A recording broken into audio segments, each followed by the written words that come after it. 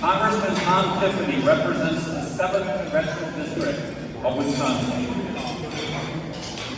Tiffany was elected in May 2020 in a special election for this seat. Prior to his election to Congress, Representative Tiffany served in the Wisconsin State Assembly and the State Senate for the 12th District. He was a member of the Joint Finance Committee, which is responsible for the state's budget, and served as chairman of the Senate Committee on Sporting, Heritage, Mining, and Forestry. During his time in the state legislature, Representative Tiffany worked to cut taxes, to increase job creation, defend the rights of the unborn, and to protect the Second Amendment rights we all enjoy.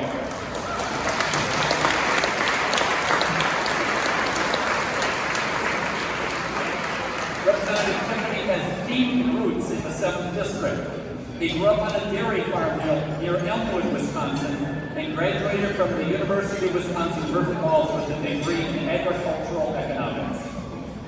He is honored to represent the people of northern and western Wisconsin by restoring freedom to create a more prosperous America.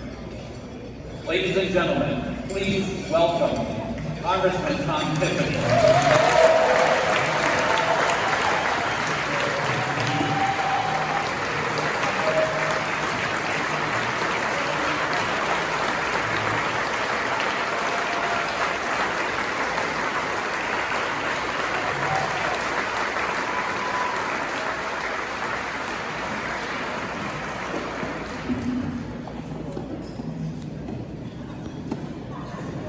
So it's great to have the national media and all of you here to hear Kevin and I speak tonight.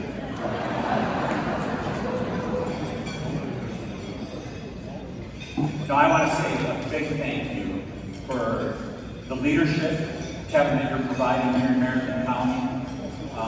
All the people that helped put this together tonight, thank you. You were diligent in planning, making sure all the details were taken care of.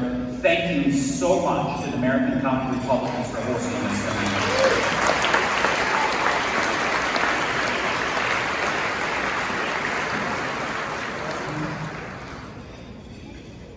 Tonight I'd like to share a report from Washington, D.C. with you, and then I'm going to conclude by introducing our next speaker. I'm a bit concerned. We recently did a hearing in New York City. You may have saw that, those of us on the Judiciary Committee. And one of my colleagues from Florida, he referred to New Yorkers at that hearing as future Floridians. I'm concerned this may be a scouting trip by the governor from Florida.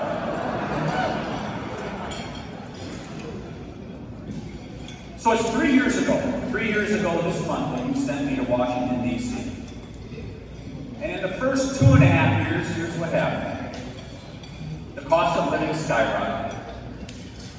Democrats fought for bigger welfare checks and smaller paychecks for working Americans.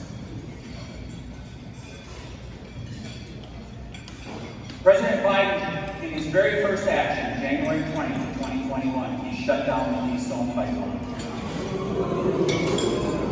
leading us back to energy dependence. He opened up the pipeline to Panama, where billions of people, larger than the population of the state of Wisconsin, have come in illegally to our country. Today's Democrat Party puts illegal aliens first and Americans second.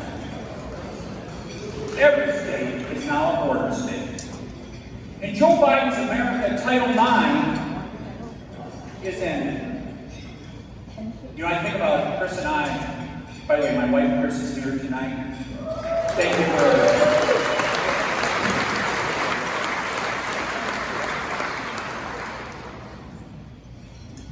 putting up with politics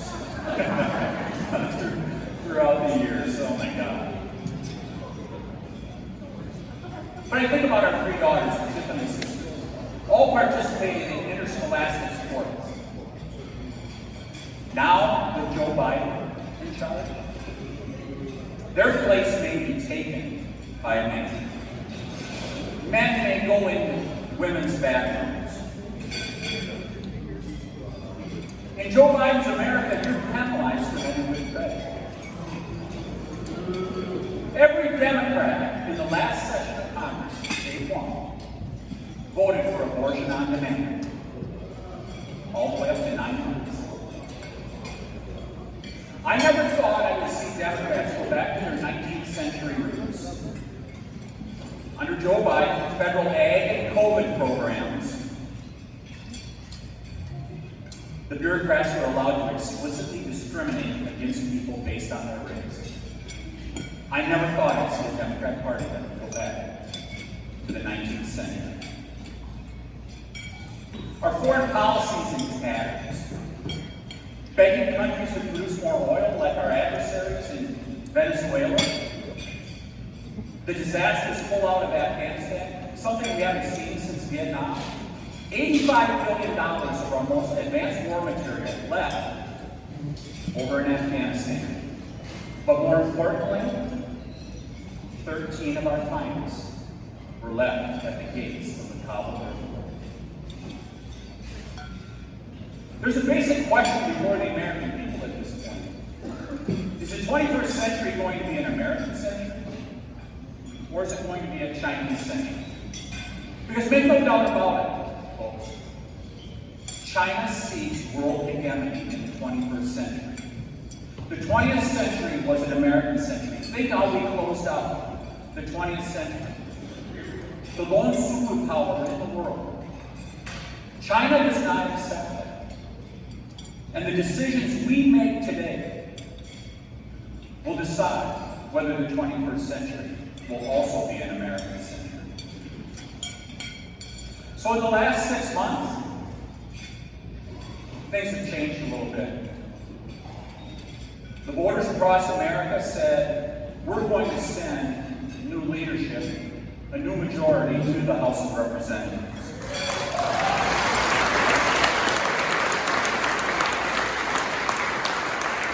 We got off to kind of an interesting start, 4 days and 15 votes.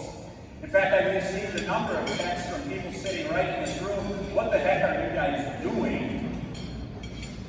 It appears to be chaos. It appears you don't know what you're doing. But I got to tell you, led by many of my colleagues in the Freedom Caucus, and by the way, one of the originators of the Freedom Caucus is right here tonight, Governor Ron DeSantis.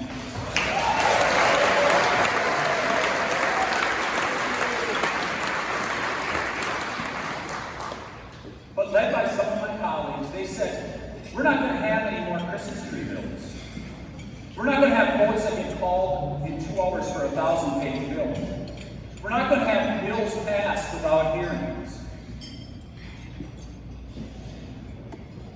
And when your friends out there, they tell you that Republicans don't want good, honest debate, one of the most important things that we did through that whole process, 4 days and 15 votes, is make sure that every single member, all 435, whether you're Republican or Democrat, you can offer an amendment from the floor of the House to change a bill.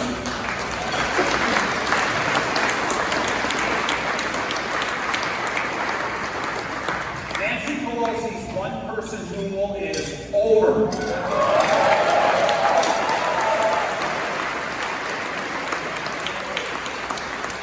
So what have we done since then?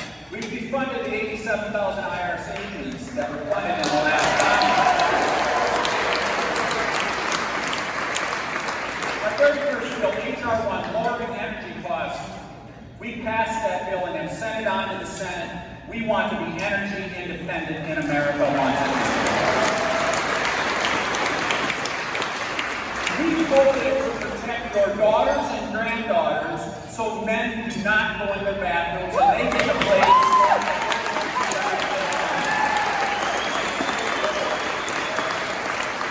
And next week, ladies and gentlemen, we're going to vote to secure the border.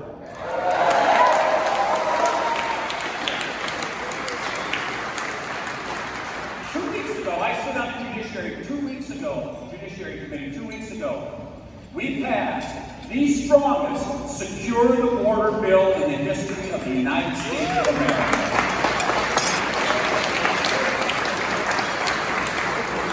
And we're going to find out how serious some United States senators that are up for re-election are about securing the border of the United States of America. while that's all going on, we're going to continue the rigorous oversight of the executive branch. Our executive branch needs a little bit of oversight, doesn't it? We will continue to have hearings into the FBI. We will continue to have hearings into the Department of Justice. We will have hearings into the Centers for Disease Control and what they did to the people of the United States.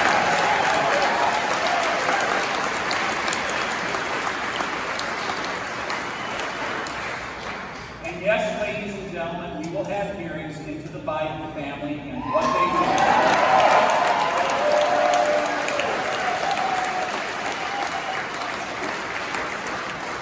Because I believe all the American people ask for is transparency. All they ask for transparency. Let the chips fall where they may, right? Let's find out what happened. What happened with the Secretary of State, Antony Blinken, getting 51 intelligence agents to sign on to a letter. Let's find out what happened with the relationship with China. That's all we want is the truth, don't we? That's all we want.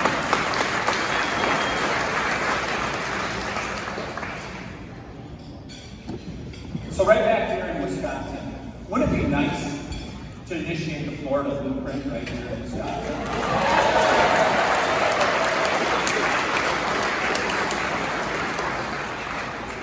How would you like to have crime being at a 50-year low in your state of Wisconsin?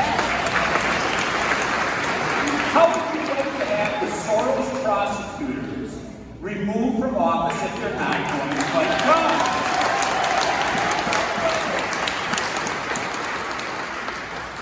And yes, John Chisholm, we are talking about you in Milwaukee County.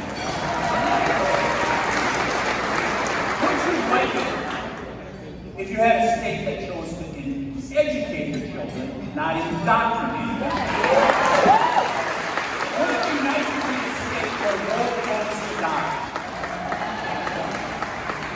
And would you like to be in a state that says we do not find it acceptable to have human trafficking and illegal immigration going on in our state?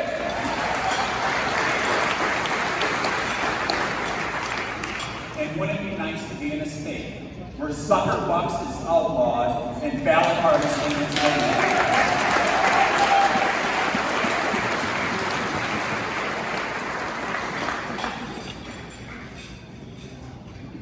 So we got a big task in front of us here in Wisconsin.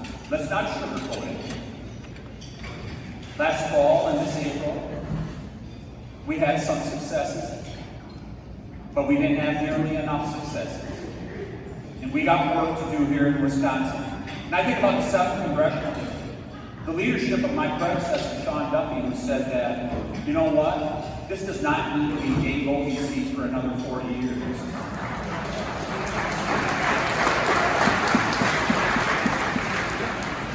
He started it, and we've been ramping it up, election after election after election. And with the help of folks like you, we continue to drive our vote totals higher and higher in the 7th Congressional District.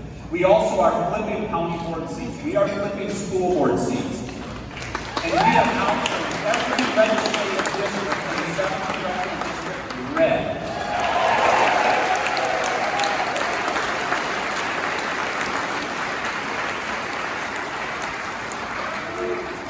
I don't know if you all know this, but we had 3 blue districts left up in northwestern Wisconsin.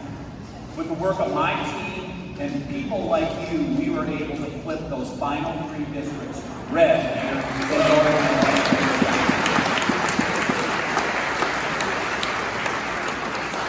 But I'd like you to think about, wouldn't it be great if we could turn over the next couple years 1 in 10 voters in Wisconsin that have not been voting with us? Wouldn't it be great to get them to vote with us in 2024, in 2026? Because our guest tonight did that in 4 short years in Florida. Think about it. Florida, one of the largest states in the country, he only won by 32,000 votes in 2018. I mean, that's like winning by like 5,000 or 7,000 votes in Wisconsin. That is a nail biter. But by standing by his conservative principles, leading in the state of Florida, he flipped those 1 in 10 seats to a landslide where he went up 10 percentage points in this last election to Governor Ryan.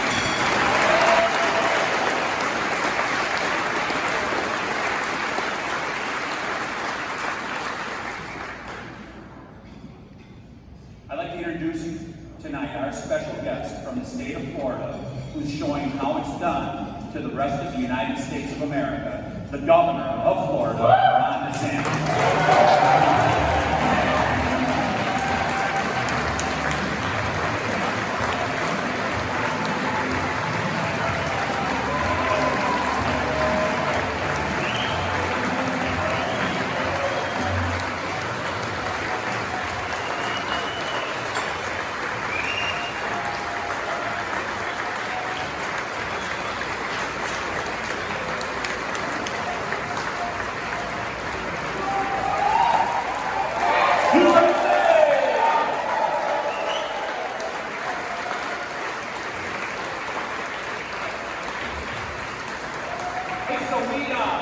We got the governor down to Mullins Cheese after we got off the plane. Good stuff, good stuff. Well, tonight I want to send something home for he, Casey, and the kids.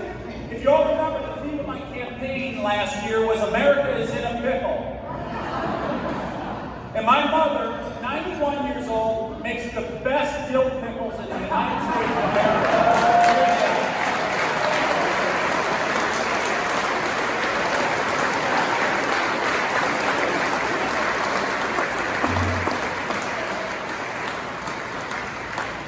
Governor, I'm just going to say this.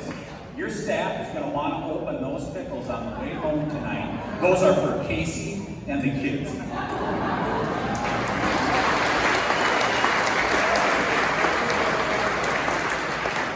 Well, hello, greetings from the free state of Florida.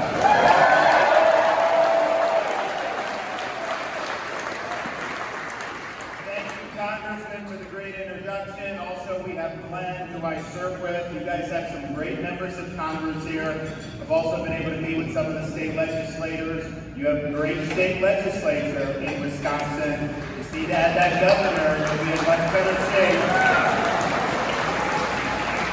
The hospitality's been fantastic. People here are so nice, and I always enjoy spending time with folks from Wisconsin. As governor of Florida, usually that just means I go to Naples in winter, and half of Wisconsin is down there, but it's great to be visiting the real thing. Now, I come bearing good news, and you may say, what good news is there? Republicans have had a series of disappointing election results, not just here in Wisconsin, but really across the country. You see the Dems and the left. They are absolutely ruining communities all across this nation. And of course, Joe Biden has done more to damage this country in 2.5 years than any president in our lifetime. So what's the good news? The good news is the state of Florida and what we've achieved shows Republicans can win again.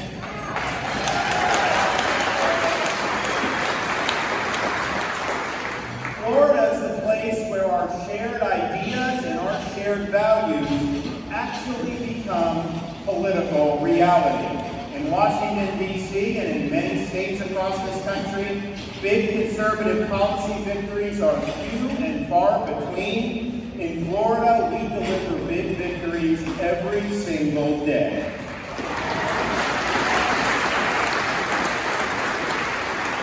But it was not something that was foreordained. And when I ran for governor of Florida, it was a great state. There were a lot of good things going on. But it was the single most pivotal swing state. It was basically like Wisconsin is now, very evenly divided. And I came in, as the Congressman mentioned, by 32,000 votes. That was less than 0.5%. But the thing about that was not out of the ordinary for Florida. If you go back the previous 10 years, in 2010, 12, 14, 16, and then my election in 18, the governor races, the president races, they were all decided by about 1 percentage point. And that's just the state that we had. And so people told me when I was getting ready to take office, Governor, you got to understand, this state has a very delicate political balance. You got to be mindful of that. Don't rock the boat. Keep your head down. You don't want to make too many waves, because if you do that, you can end up losing a little bit of support, and then guess what? You give the Democrats the upper hand. And honestly, it was not crazy advice. It was advice that I understood, but it was advice that I rejected.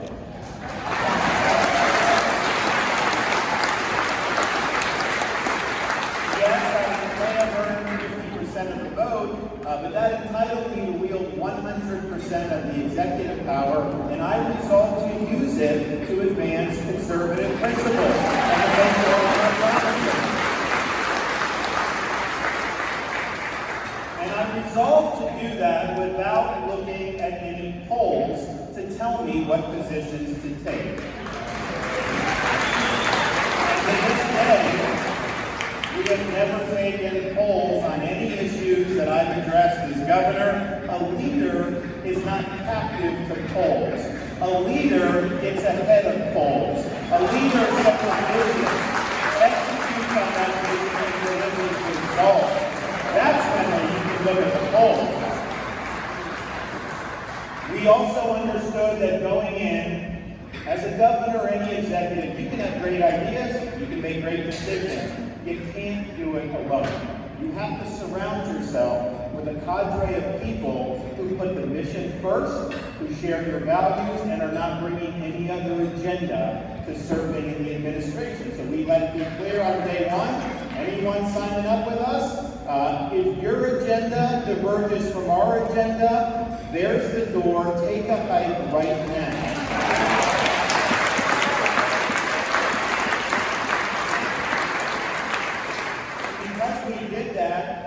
We don't have any leaks in my administration. We don't have any palace intrigue. We don't have any drama. What we do is execute the mission day after day, week after week, month after month, year after year. And that means we beat the left day after day, week after week, month after month.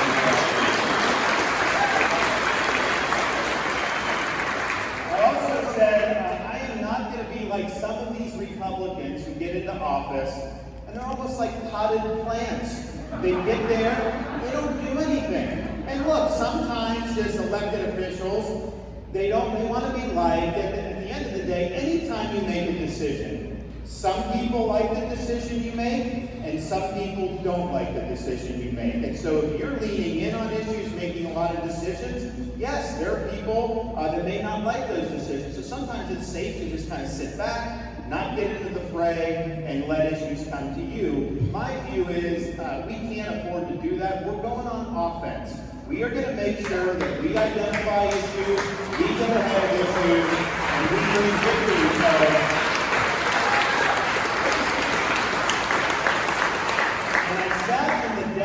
The first day I got inaugurated governor, and I looked around the office, in the governor's office, and I told myself, I don't know what SOB is going to succeed me in this office, but they ain't going to have much to do. I'm taking all the meat off the bone, and we're going to bring it home. And the final thing I recognized going into office was this.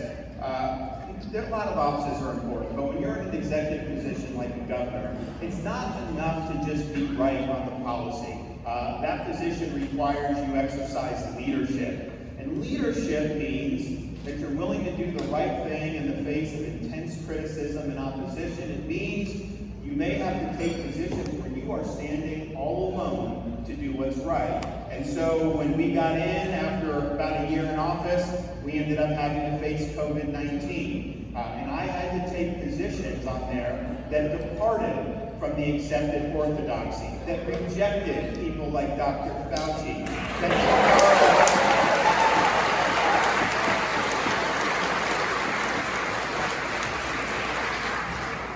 and I was doing this stuff, whether it was businesses, schools, all this stuff, and I was getting hammered by corporate media outlets, by the left, even by some Republicans. by bureaucrats. And a lot of people that were really good supporters of mine were like, man, you got to do something else because you're getting killed on this. You're not going to be long for this world politically if you keep going down this road. But to me, leadership is understanding that you've got to care more about protecting the jobs of the people you represent than in protecting your own job or your own political office.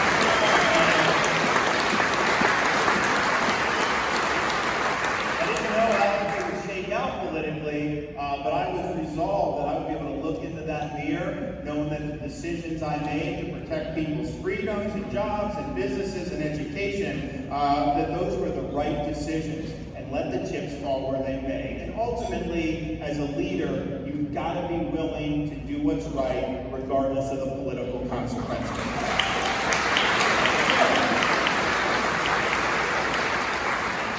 Congressman mentioned, you fast forward 4 years, we had won by 32,000 votes, less than half a percentage point. 4 years later, after leading with conviction, after being bold, after leading into issues, after doing things that political prognosticators would always say I was making some type of mistake, we didn't win by 32,000 votes. We won by over 1.5 million votes.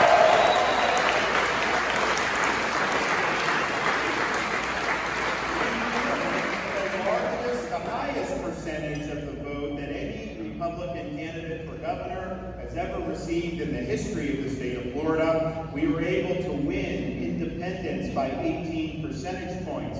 We won over 60% of Hispanics. We won women by 8 percentage points. We took some of our biggest, previously most bluest areas, like Miami-Dade County with 2.8 million people, and we turned it red. And we turned it red by double digits.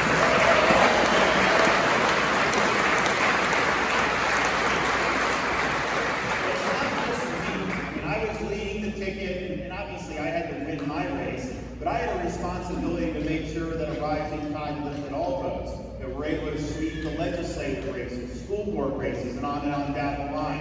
And we now in the state of Florida have strong supermajorities in both houses of the Florida legislature.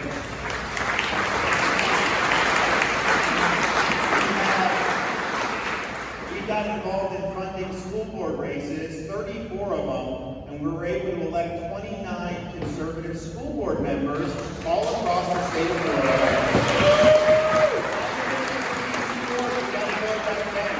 And so now, because of our efforts, for the first time since the Civil War era, there is not a single Democrat elected to statewide office in the Sunshine State.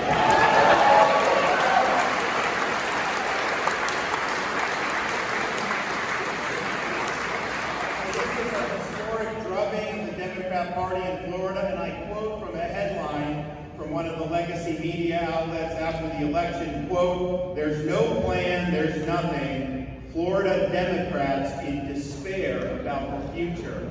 That is what you call winning as Republicans.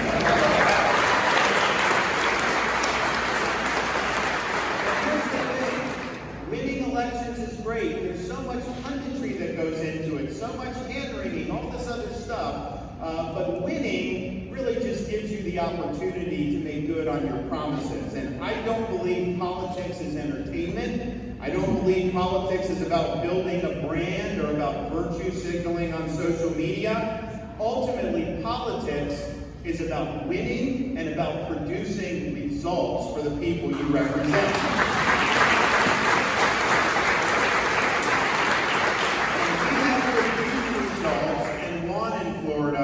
In ways that are second to none. We are the nation's fastest growing state. We are the #1 state with net in-migration. Some of your fellow citizens are part of that migration. We are #1 in the nation for new business formation. #1 for education freedom. Now #1 in education overall by U.S. News and World Report. #1 for parental involvement in education.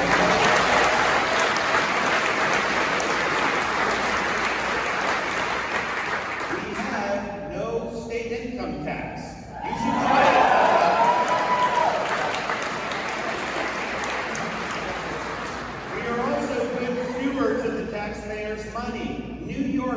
state has millions of people fewer than Florida now, and yet their budget is twice the size of our state budget. And yet we have better roads, better services, and better education. Where is that money going that New York is taxing all these people for?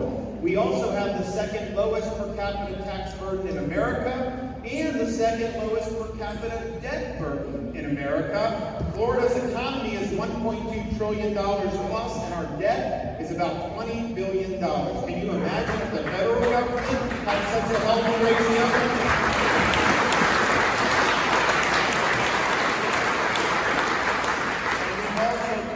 The largest budget surplus in the history of the state of Florida. And I'm just proud of all the success we've had. None of it would have been possible had, when the world lost its mind, when common sense suddenly became an uncommon virtue, Florida stood as a citadel of freedom, a refuge of sanity for people in our state, throughout the United States, and even throughout the world.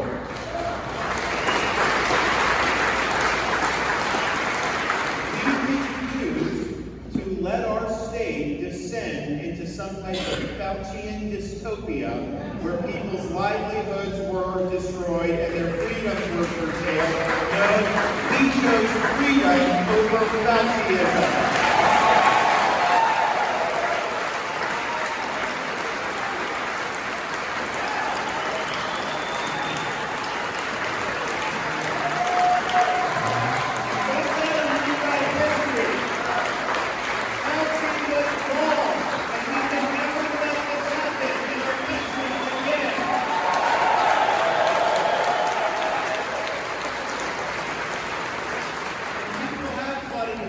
Because we stood up for their freedom. They've also stood up because we are supporting in our school system the idea that education is the purpose, not political indoctrination. We believe in the rights of parents to direct the education and upbringing of their kids.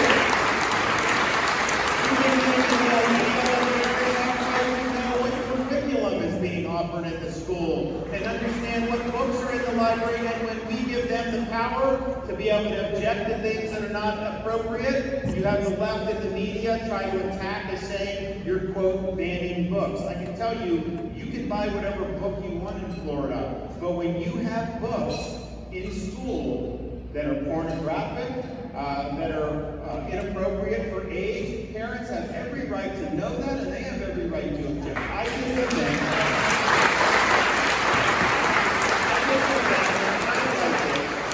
We called it exposing the book ban hoax, because that's what it is, what the media is trying to do with the narrative. But before we did the press conference, I just played on the screen the images from the books that the parents were objecting to. The media, local news stations, had to cut their feed because they said it was too graphic. Well, if it's too graphic for the 6 o'clock news, how is it appropriate for a 10-year-old school child?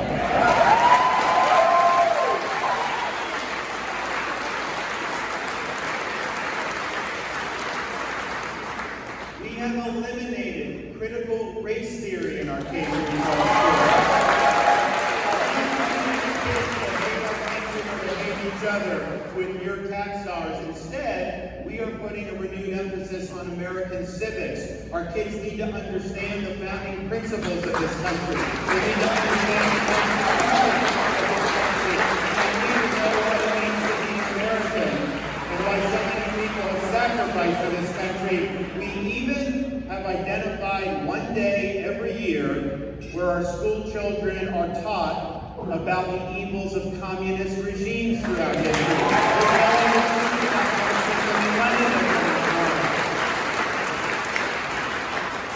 Now, the school and education, they're so important issues, and I obviously got to view this through the lens of the governor, but I also can't help but view it through the lens of a dad, of a 6, a 5, and a 3-year-old. And my wife and I, as parents, both believe that parents should be able to send their kids to school, be able to have them watch cartoons, just be able to be kids without someone trying to shove an agenda down their throat. It is wrong for schools to teach these young kids that their gender is a choice or that they were born in the wrong body. That is unacceptable. In Florida, we decided to do something about that. Not everyone liked that. The media didn't like it. The left didn't like it. And one of our businesses in Central Florida didn't like it. You may have heard of it. And basically, for over 50 years, anything Disney has wanted in the political process, it has gotten. It has been able to kill legislation. It has been able to generate legislation. And so people said, the fact that Disney has come out against this legislation for parents' rights means there is no way the governor can sign it. They're just too powerful. Well, here I stand.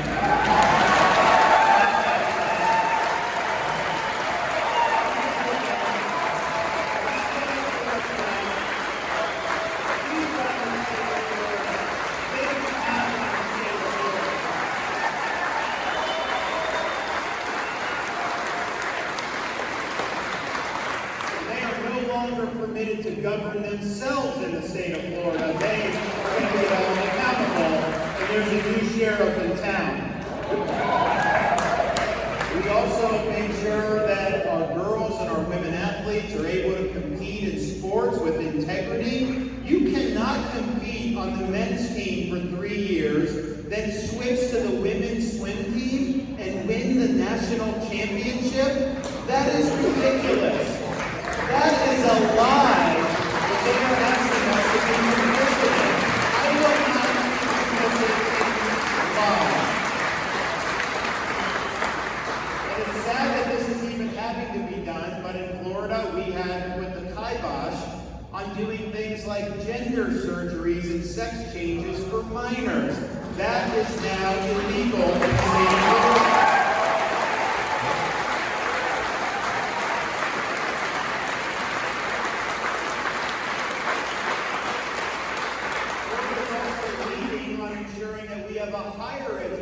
System that is focused on the pursuit of truth, academic rigor, and giving students the foundation so they can think for themselves and be citizens of our republic. Higher education is not to impose political ideology. It is not to foment political activism and social justice. Not with our tax dollars this time. And so we have taken action in Florida, and so now all tenured professors must undergo review every 5 years and can be terminated before appointment.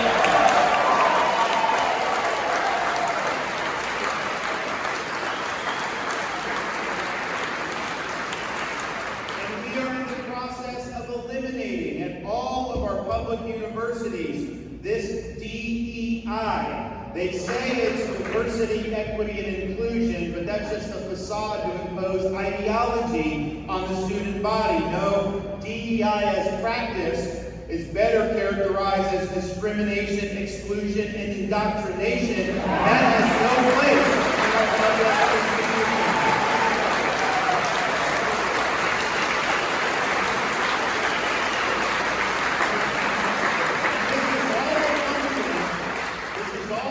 Of what I call the woke mind virus.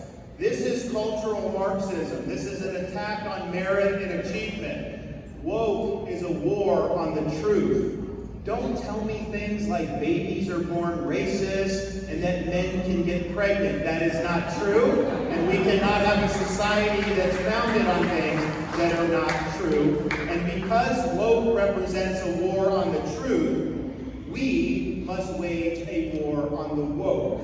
We must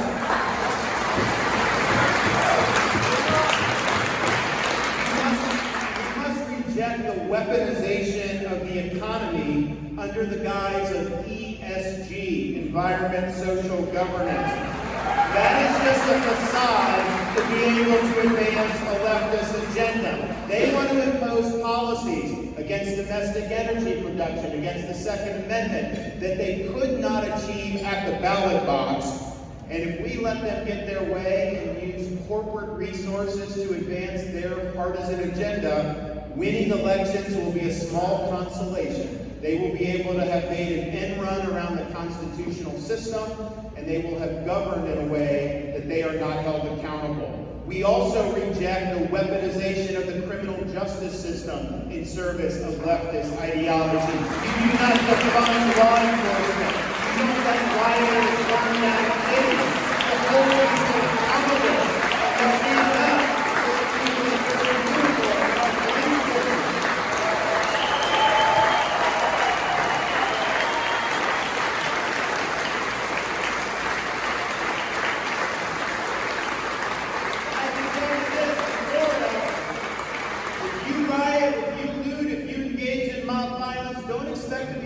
Like they treat them in Portland, where they take their mud shots, slap them on the wrist, put them right back on the street. No, in Florida, you do that, you're getting the inside of the jail cell.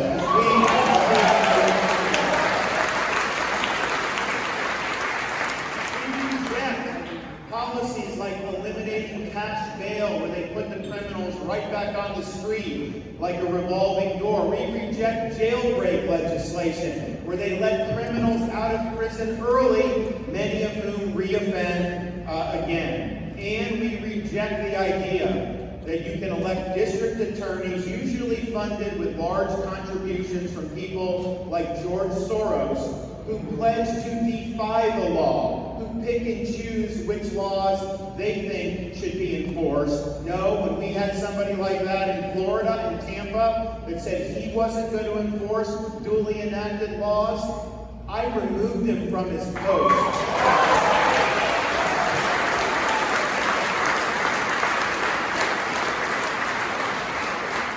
We also have to reject the woke impulse to weaponize our immigration laws to advance an open borders agenda.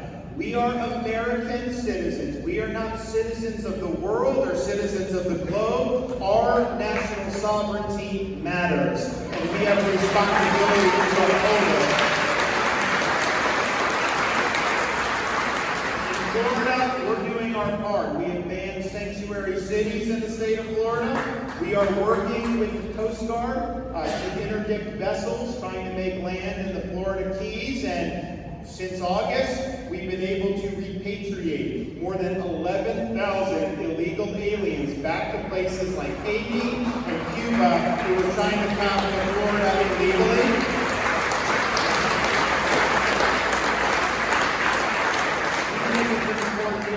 You know, the corporate press does not like to talk about the open border. They don't like to talk about all the carnage that's happened. The only time they really got interested in this is when we had 50 illegal aliens show up in beautiful Martha's Vineyard. Then they got very, very upset. But here's what I can say. I think we need to actually construct a wall along the southern border. Too big a border to be able to irrigate people alone. We have to build a wall. And what I've offered Biden, we had, many of you know actually, that we had a major hurricane come through Southwest Florida, Hurricane Ian. It did huge damage, but part of the damage it did, it ripped out the bridge going to Pine Island, and it severed the Sanibel Causeway in 3 different places. And some of you live on those islands or have places. And the locals are being told it's going to be 6 months before they're able to get this going. And they came to me. These were not state bridges. They weren't state roads. They came to me and said, can you help us? We can't wait 6 months. I'm like, all right, I'll help it. So I'm like, all right, let's take it. So I got my guys together. I said, listen, no red tape, no bureaucracy, no excuses. I want to build these bridges, and I want to get these islands back up and running. And so 3 days later, we were able to open the bridge to Pine Island. And 3 weeks after the storm, we opened the causeway at Sanibel.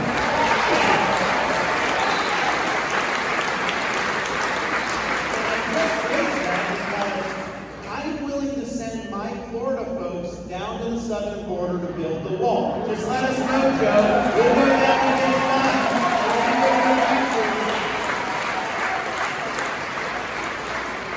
We also have a responsibility to reject the left's attempts to weaponize elections to undermine the integrity of the vote. In Florida, we believe election integrity matters. We have banned ballot harvesting. We have banned supper bucks. And we will continue to insist on voter ID.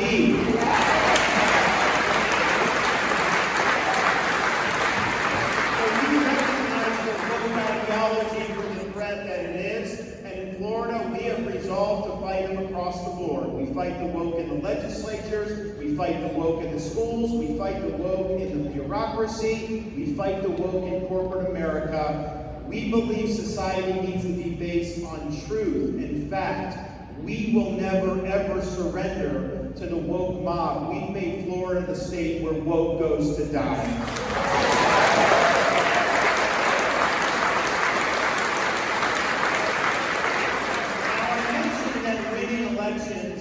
Is not an end of itself. It gives you an opportunity to be able to make good on the promises that you made. And what I try to do in Florida is make big promises and then exceed what I promise and what we deliver. And I can report our legislature just ended its session yesterday.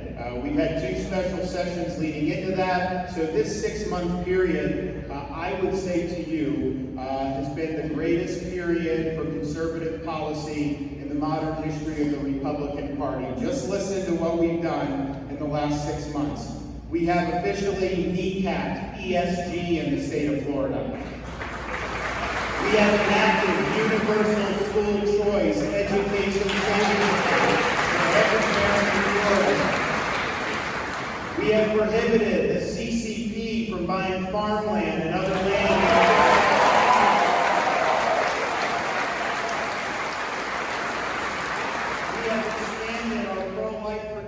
By enacting the heartbeat bill. We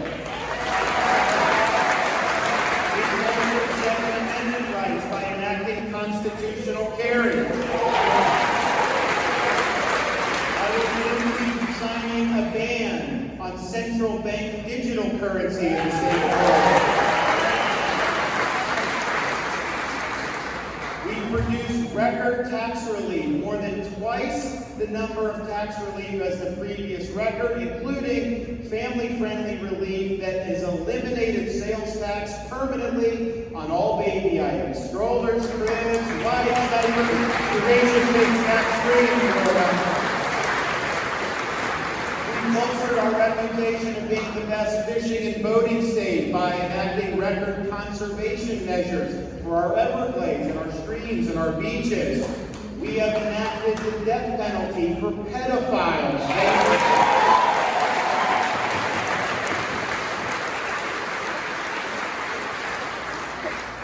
We've moved to hold Big Pharma accountable by shining a light and reining in things like pharmacy benefit managers that cause you to pay more for prescription medication.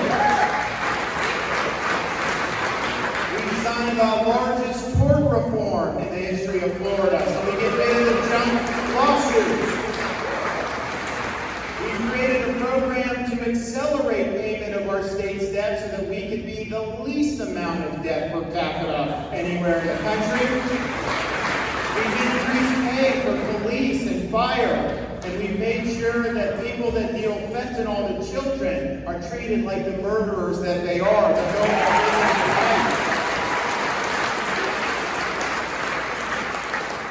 don't have revoked Disney's self-governing status once and for all.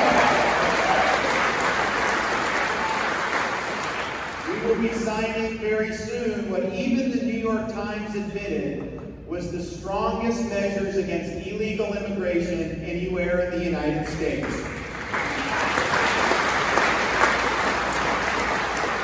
We secured a record amount of funding, over $1 billion, which is a Florida record by far, to increase teacher salaries, but we are not allowing any of that money to go to the union. We're doing paycheck protection. No automatic deduction to union dues.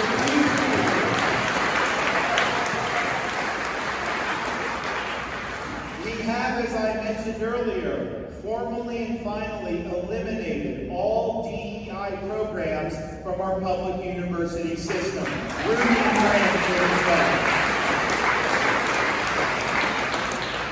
we put the kibosh on this pronoun Olympics in our schools. No environmental pronouns in Florida.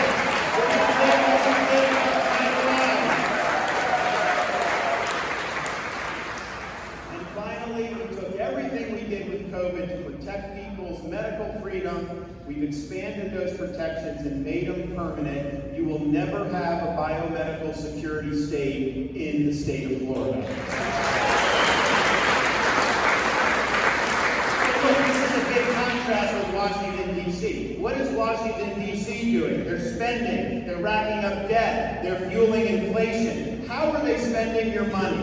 Look at this. They are doing $850,000 for, quote, the rights of gender diverse people in Bangladesh. How is that worth your tax dollars? They are doing $21.7 million via USAID to the George Soros-backed Hyde Center for, quote, civil society innovation. I think that's things like BLM, most likely. So this is crazy of how they're treating your money. And when you have inflation, you don't want to be raising interest rates like the Fed's doing. They're trying to put us into a recession. What you need to do is reduce the amount of money that the federal government's spending. Expand the domestic energy production. So when you get those energy prices down, that's how you tackle inflation. We also got to stop allowing open borders. We have drugs pouring into this country. We have people dying by the tens of thousands because of fentanyl overdose. We have criminal aliens coming in. We have people coming into this country that are on our own government's terrorist watch list. And we finally need to hold the Mexican drug cartels accountable for what they are doing to our country.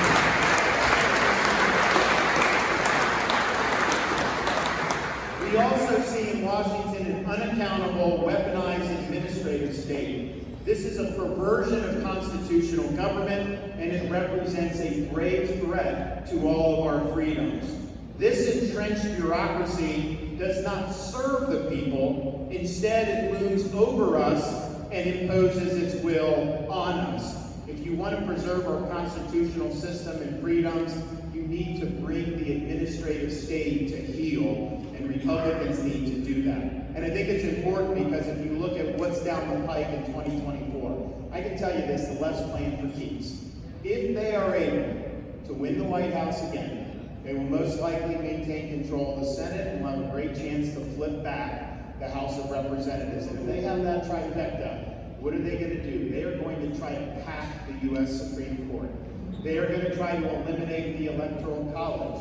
They are going to try to make Washington, D.C. a state. They are going to try to eliminate voter ID in every state in this country and mandate ballot harvesting in every state in this country. Now, say what you want about that agenda, not an agenda that appeals to me, not an agenda that appeals to you, but this is just factually true. That is not an agenda which the typical apolitical American family is thinking very much about. They're focused on the price of groceries. They're focused on education. They're focused on public safety. Now, that's an agenda from a movement that wants to make the conservative part of the country second-class citizens. They are playing for keeps, and if we're not careful, they're going to win. But what I can tell you is that in Florida, what we have shown is that bold leadership and an assertive agenda can beat the left.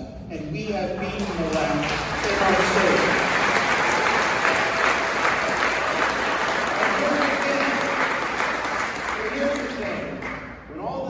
Settled, at the end of the day, there is no substitute for victory. We must reject the culture of losing that has infected our party.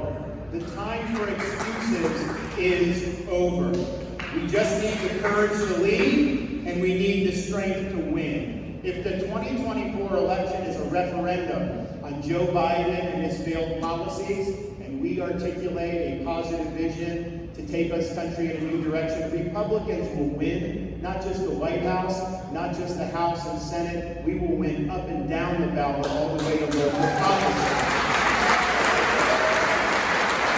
But if we let the election be about anything else and let Biden skate by with no accountability, Republicans will lose. And I think it's important because I think back to a quote that President Reagan used to say, that freedom is one generation away for extinction. It's not something that's passed along in the bloodstream. It must be cultivated. It must be fought for. I confess that when I heard that through most of my adult life, I thought it was a little bit over the top. I thought it was a little bit of hyperbole. After all, we're Americans. Isn't the freedom in our DNA? I did not believe that freedom was fragile. But if you've lived through the last 3 or 4 years in this country, you cannot come to any other conclusion that President Reagan was right. And you know, the founding fathers understood this as well. When they founded our country and framed the Constitution, they arrived in Philadelphia in 1787, having studied the history of every republic and the history of mankind, because they wanted to draw lessons from all those experiences that they could apply to launching the new ship of state here in the United States. And what they were able to determine was there was really only one thing that was common through all the republics throughout history, and it was this. Every single one of them had failed. And so they understood it fell to the United States of America to determine once and for all, could people really govern themselves? Could we have a society based on the idea that our rights are endowed by our Creator, not given to us as a gift of the government? Could we have a government that operated under a rule of law, not the rule of individual men? Or was mankind destined to live under various forms of despotism? And they believed that the United States would be the people that ultimately answered that question. We are still working to answer that question today. We must, as Americans, embrace our founding creed, that our rights do not come from our government, they are a gift from Almighty God. We must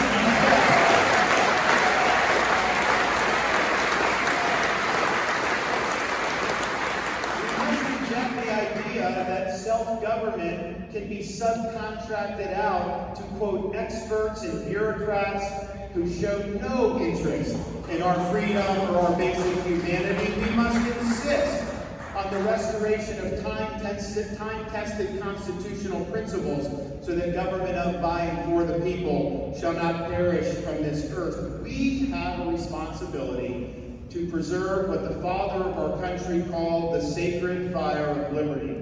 It's a fire that burned in Independence Hall in 1776 when 56 men pledged their lives, their fortunes, and their sacred honor so that they can conceive a new nation born in freedom.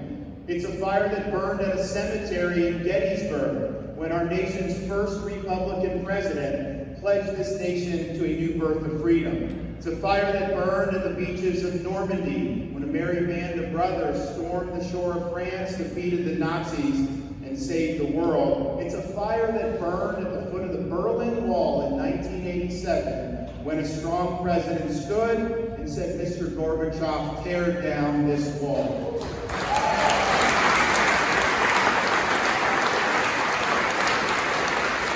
This is a torch that we must carry. I'll tell you, in Florida, it's a torch we have been carrying. We don't shy away from this responsibility. We welcome it. So many people have sacrificed so much over so many generations so that we have an opportunity to be free. We owe it to them to fight for what they sacrificed for. I believe the decline of this country is a choice. I believe success for this country is attainable. And I know that freedom is worth fighting for.